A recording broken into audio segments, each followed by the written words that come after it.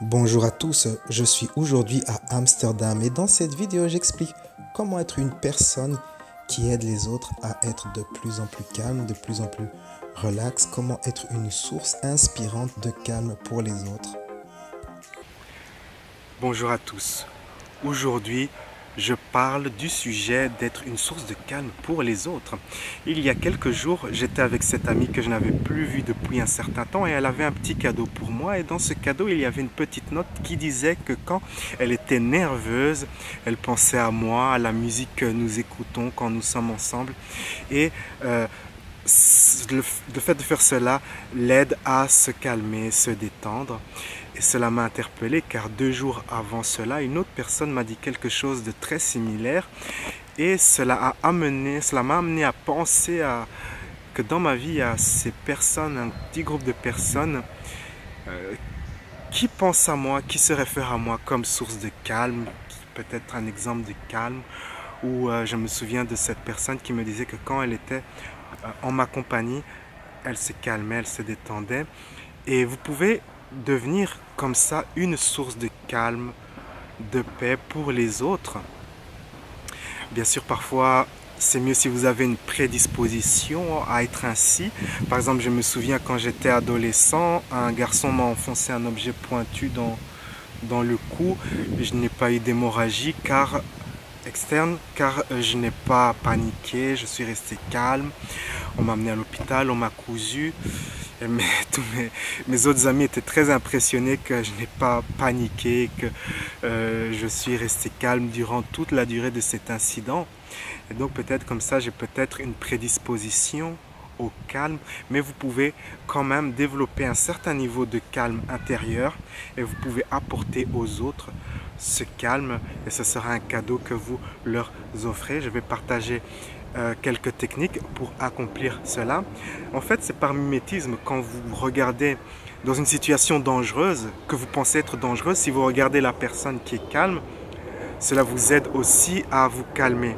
Et puis vous vous dites, ok, si lui est calme, moi aussi je peux être calme. Ou si vous passez du temps avec une personne calme, cela vous aide aussi à vous détendre. C'est basé sur le mimétisme, prendre exemple. Et donc, pour apprendre à accomplir cela, être une source de paix intérieure pour les autres, la première chose que je recommande de faire, c'est de lâcher prise sur vos démons intérieurs. Plus vous pouvez lâcher prise sur vos démons intérieurs, et plus vous aurez de calme et de paix. Bien sûr, ce n'est pas quelque chose que vous pouvez accomplir en une journée, en une seule fois. Cela prendra des mois, voire des années, mais plus vous lâchez prise sur vos démons intérieurs, et plus vous devenez une personne plus légère, avec plus de liberté intérieure.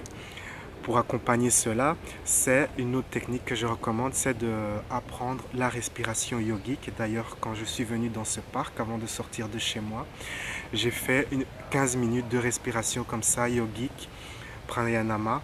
Vous trouverez sur internet plein d'informations pour apprendre cela. Cela vous aide à nettoyer votre système, à débloquer certaines émotions bloquées et aussi à respirer plus profondément et donc à être plus calme car beaucoup de gens ont tendance à respirer simplement avec le haut des poumons et cela active des récepteurs ici qui causent du stress et de l'anxiété et donc de la peur et c'est l'opposé de ce que vous voulez accomplir.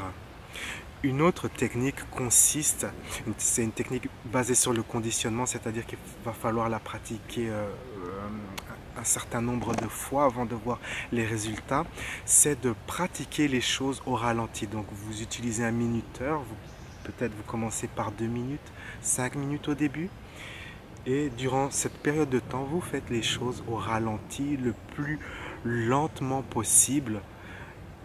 Allez de votre chambre à prendre jusqu'à dans votre cuisine pour prendre un objet dans le réfrigérateur au ralenti. Faites des choses ainsi au ralenti très doucement. Et au fil des semaines, plus vous développez cet exercice, plus vous développez cette capacité, vous devenez une personne qui a un plus grand contrôle sur soi-même, sur ses émotions, ses impulsions, son corps, ses manières. Et donc vous développez plus de calme intérieur avec cette méthode. Une autre technique consiste à faire les choses de manière délibérée.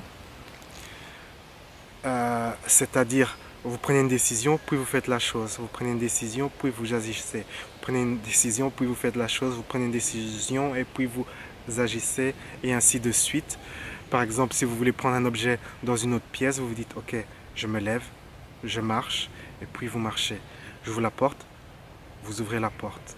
Et ainsi, vous formulez ce que vous allez faire, et puis vous faites la chose, et ainsi de suite.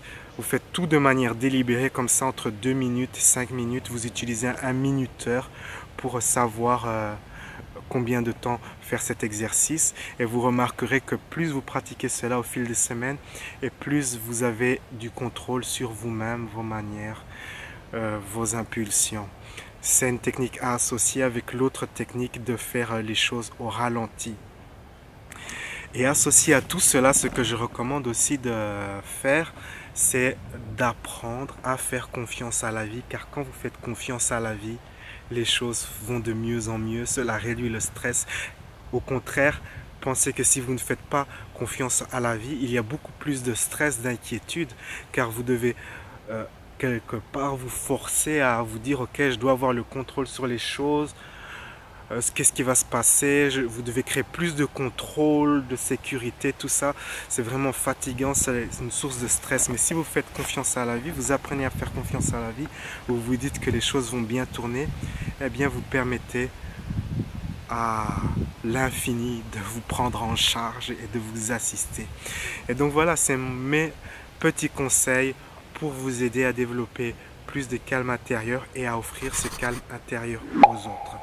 Partagez avec moi votre expérience sur ce sujet d'offrir du calme intérieur aux autres dans la section des commentaires. Et sur ce, on se retrouve dans une prochaine vidéo. La vie est un voyage. Appréciez la balade. Ciao, ciao.